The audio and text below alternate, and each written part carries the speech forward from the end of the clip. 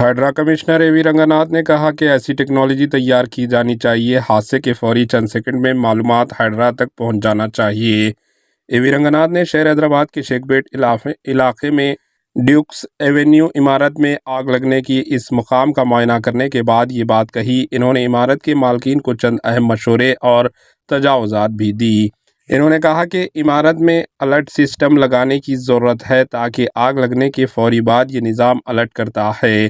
انہوں نے کہا کہ اس ضمن میں مصنوعی ذہنیت اور عرصی طریقوں کو روب عمل لایا جا سکتا ہے۔ اگر اس عمارت میں فائر الارم سسٹم موجود ہوتا تو فوری طور پر واقعے پر قابو پایا جا سکتا تھا۔ Bureau report AHN news.